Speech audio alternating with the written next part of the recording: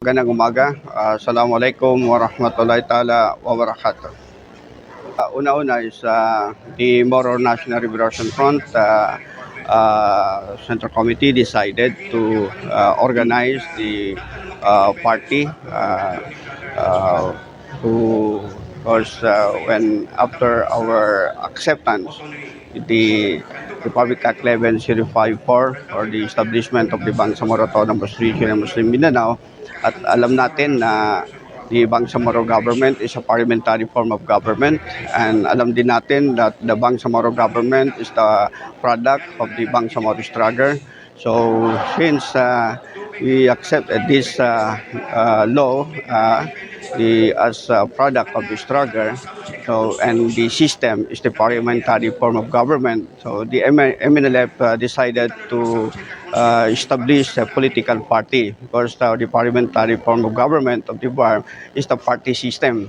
So kinakailangan to continue the struggle of the Moro National Liberation Front or right to self-determination. So kinakailangan that the MNLF actively participate in the democratic process, particularly the electoral process in the Bangsamoro Autonomous Region and Muslim Mindanao.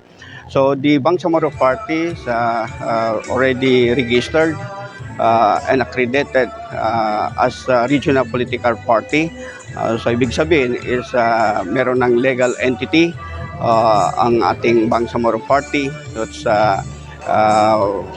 now is ready to face the challenges to participate the electoral process this coming electoral the midterm election, the local and national election, including the BARM election, because it's a synchronized election by 2025. So now the MNLF is merong series of activities. Isa na dito in every provinces. Last week, last Saturday, is no, the other today is nasa December 10 is nagkaroon din ng orientations to the officers and members, the officers ng Bangsamoro Party in SDA, the special geographic area, because meron tayong chapter doon, and of course the MNLF or the merong political party, then existing pa rin yung struktura ng Moro National Liberation Front.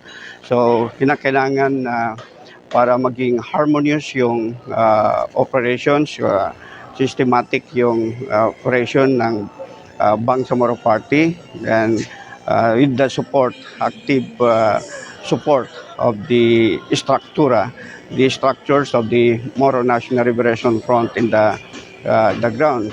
So our president, Brother Muslimin Sema, Minister Sema, Muslimin Sema, nagbigay siya ng directive sa lahat ng vice president to the in coordination sa lahat ng mga provincial chapter na magkaroon ng mga ganitong pagpupulong para paintindihin sa ating mga officers and members kung ano talaga yung party, anong platform of government ng Bangsamoro Party, at papaano ito, anong mga strategies na to expand the memberships of the Bangsamoro Party. So now is nandito kami ngayon for the consultation for the dito sa Maguindanao Norte Bapad chapter. So nandito ngayon yung mga officers and ng different municipalities and the executive officers ng Bangsamoro Party dito sa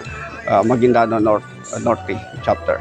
Ang inasahan natin ang dadalo dito, of course, the leaders of the Moro National Liberation Front na nag-operate dito sa Maguindanao Norte, our state chairman, the steering committees, the municipal, and some members of the commanders of the Bangsamoro Armed Forces ng Moro National Liberation Front, and of course the officers and of the Bangsamoro Party chapter in the Maguindanao Norte, the executive officers and municipal chapter officers. Impact ko na ngayon because we believe na yung participatory governance is very important, na that's why itong itong parliamentary form of government natin is giving door to open for the more uh, participation in the governance. So yung po ang inaasahan natin dito because that's why ang one of the principles ng Bangsamoro Party, yung people's empowerment. So gusto natin yung ma-empower yung community na maka-influence sila on the directions of the government, maka-participate sila freely in the electoral process na wala silang takot na magkuhan because we want yung integrity of the electoral process. That's one of the principles and platform of the Bangsamoro Party. SDS, a Special Geographic Area, is part of ng Bangsamoro government so kailangan din na mabigyan sila ng proper orientation ng mga officers kung ano ba yung direction, paano ba patakboy ng gobyerno ng Bangsamoro government. Ano po ba yung kulang na dapat trabahuin ng Bangsamoro Party in the future na siya po yung hawak ng gobyerno. Nandiyan po, ongoing po yung construction ngayon from Kakar to Biniruan. Of course, because we projected that after 10 years to 15 years, the diversion road is magiging congested na yan siya. Then dito congested na. So kailangan natin ng more road access to the each barangay. So that's why yung connection from Kakar to Biniruan so malapit sa RH5 and RH3. So madali sa Poblacion Mother. So kung medyo traffic na masyado dito, so at least meron tayong access road. Then kung manggaling doon, kung traffic masyado doon sa Sinsuat Avenue and traffic dito, so pwede sila makadiverse. So isa po yung objectives natin. Pangalawa, meron po tayong multi-purpose sa itong development center at sa catering the itong area sa Cotabato City. Ang mensahe lang natin sa ating constituent sa Bangsamoro is of course yung pagkakaisa, this unity and solidarity of the Bangsamoro because alam din natin that the Islamic solidarity is a key for the development of the better of the Bangsamoro people because without unity, without solidarity, we cannot achieve the progress and development in our society, in the Bangsamoro. So we need a strong and solidarity. All the Bangsamoro which actively participate in the governance without fear, without biases, walang reservation in order to attain our real aspiration for the betterment of the Bangsamoro people. So maraming salamat.